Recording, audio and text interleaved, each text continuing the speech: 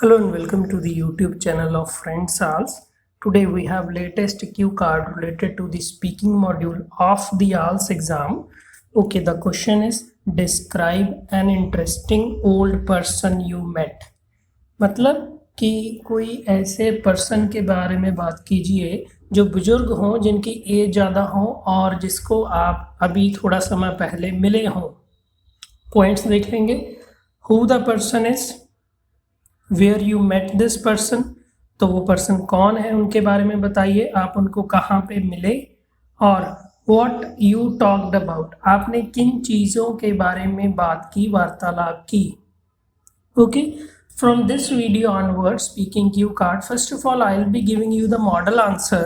In case you want to understand the sentence structure, the meaning, you can continue with my video or you can simply pause at whenever our answer is complete. So I'm separating the part 1, that is we'll be simply giving the model answer, then afterwards in the second part of the video I'll be explaining it. So it's up to you कि आप समझना भी चाहते हैं या फिर आपको अकेला मॉडल आंसर ही चाहिए. चलिए शुरू करते हैं. Today I am going to talk about an old man whom I met last weekend. I remember vividly that I met Mr. Bill on my trip to a city. My family and I went on a road trip to city and I was very excited. Along the way, our tire got flat, and since we did not have a spare one, we had to ask for help. Unfortunately, for about 2 hours, nobody stopped to lend us a helping hand. Finally, Mr. Bill stopped his car and inquired about the issue. We explained that we were facing an issue with our car. We neither had a spare tire nor the equipment to install it. Mr. Bill took no time to repair our broken tire and took our vehicle by tow to the nearest service station. Out of surprise, I asked his age and he replied 82. I was surprised to see the dexterity of his hands and his level of fitness. While our car was being repaired, I got an opportunity to talk with him. He not only shared his secrets about being in shape, but also revealed some of the most important experiences of his life. Out of curiosity, I also sought career guidance from him. Believe me, I was over the moon when I met Mr. Bill. All in all, it was about the experience of meeting an interesting old man. Okay, now we'll start with the explanation here. The question says, question कह रहा है कि आप एक ऐसे बंदे के बारे में बात कीजिए जिनकी उम्र ज़्यादा थी, जिनको आप मिले थोड़ा समय पहले और आपको बहुत ही ज़्यादा वो इंटरेस्टिंग लगे. तो फर्स्ट लाइन हमने क्या कहा है, today I am going to talk about an old man whom I met last weekend. तो यहाँ पे हमने whom भी यूज़ किया है. ये बहुत ही बढ़िया तरीका है सेंटेंस स्ट्रक्चर का. तो मैं एक बुजुर्ग आदमी के बारे में बात करने वाला हूँ जिसको मैं लास्ट वीकेंड को मिला था, सैटरडे संडे को. नेक्स्ट लाइन हमने ली है, क्योंकि हम रिकॉल कर रहे हैं तो मैं अपनी हर एक वीडियो में बताता हूँ कि रिकॉल के लिए बेटर रहता है remember vividly. I remember vividly that I met mister Bill on my trip to city. तो आप कोई भी सिटी का नाम ले सकते हैं. मेरे को अच्छी तरह से याद है कि मैं मिस्टर बिल को मिला था ट्रिप मतलब जब हम कहीं पे जाते हैं, ट्रैवल करते हैं, उसको हम बोलते हैं trip. My family and I went on a road trip to XYZ and I was very excited.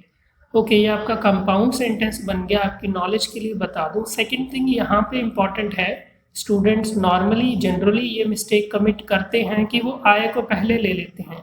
तो यहाँ पे हमारा जो फर्स्ट पर्सन सिंगुलर है उसको हम बाद में लेते हैं, तो हमने फैमिली को आगे रखा और आई को बाद में लिया।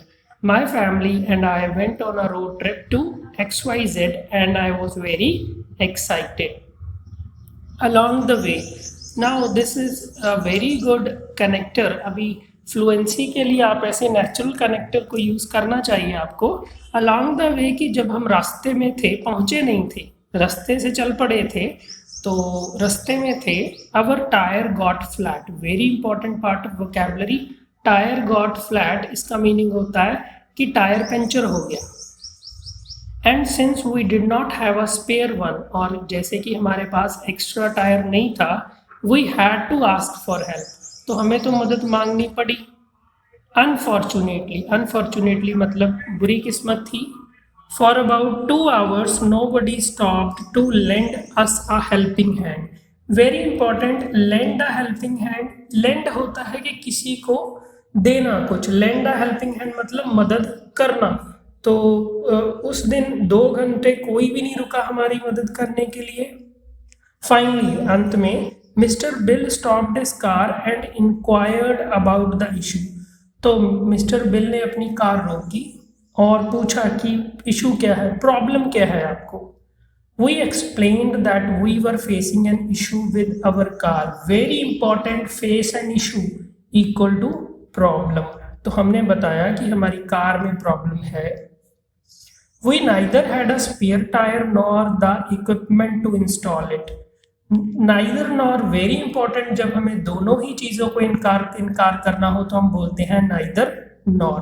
ना ही तो हमारे पास एक्स्ट्रा, स्पेयर का मतलब होता है एक्स्ट्रा। देखिए नॉर्मली आपकी कार है तो 4 टायर्स होते हैं, तो एक आप एक्स्ट्रा रखते हैं जिसको हम स्टिपनी भी बोलते हैं। तो अगर आपके पास नहीं है तो वो बोलते हैं कि स्पेयर टायर नहीं है। तो यहाँ पे हमने नाइदर नॉर को बहुत ही बढ़िया तरीके से यूज़ किया है। We neither had a spare tyre nor the equipment to install it. Mister Bill took no time to repair our broken tyre. तो देखिए टायर में कोई प्रॉब्लम थी, तो took no time, take no time मतलब कि साथ ही साथ बिना कोई समय लिए, बहुत ही कम समय में अगर हमें बोलना हो तो हम बोलते हैं took no time, take no time.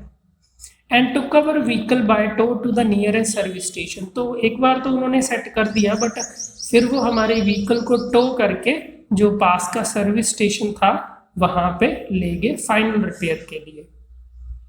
Out of surprise, तो मेरे को बड़ा हैरानगी हुई, तो उसको नेचुरल कनेक्टर है out of surprise. I asked his age, तो मैंने उनसे उनकी एज पूछी। एंड ही रिप्लाइड 82, और उसने रिप्लाई करना मतलब आंसर देना, आप इसको ही आंसर्ड भी बोल सकते थे, उससे बढ़िया है he replied 82। I was surprise to see the dexterity of his hands. Very important, dexterity मतलब कितनी हाथों से वो कितनी आसानी से काम कर सकते हैं, उसको हम बोलते हैं डेक्सटेरिटी। तो मैं तो हैरान रह गया कि उनके हाथों में इतनी चाल थी। And his level of fitness, वो कितने फिट थे। While our car was being repaired, तो मैं हमेशा स्टूडेंट्स को एडवाइस करता हूँ कि आप लेंथ जनरेट करने के लिए स्टोरी डालने की कोशिश कीजिए। तो इस क्यू कार्ड में हमने स्टोरी ही डाली है। तो जब हमारी कार रिपेयर हो रही थी, वेरी इंपॉर्टेंट, वॉज और बीइंग लगा है, रिपेयर्ड लगा है। I got an opportunity to talk with him, तो टॉक टू हिम तो ज़्यादा बढ़िया है, विद हिम, तो मेरे को मौका मिला उनसे बात करने का, मिस्टर बिल से। He not only shared his secrets about being in shape, तो उन्होंने सिर्फ अपने वो चीज़ें ही नहीं बताई कि वो कैसे फिट रहते हैं। तो be fit equal to be in shape, तो शेप में रहना मतलब फिट रहना। नॉट ओनली बट ऑल्सो का यूज़ किया है हमने। Revealed some of the most important experiences of his life, तो उन्होंने सिर्फ यही नहीं बताया कि वो फिट कैसे रहते हैं, उन्होंने अपने लाइफ के एक्सपीरियंसेस भी बताए। Out of curiosity, very important, मतलब कि मैं और ज़्यादा क्यूरियस हो गया, मेरे मन में और इच्छा जागी कि और इनसे जाना जाए और नॉलेज ली जाए, तो हम बोलते हैं out of curiosity. I also sought career guidance from him, very important, sought something, सीख समथिंग। सीख का मतलब है कि आप चाहते हैं वो जानकारी, तो किससे रिलेटेड, करियर गाइडेंस से, कि आगे मैं क्या पढ़ाई करूं, कौन सी फील्ड लूं, फ्रॉम हिम।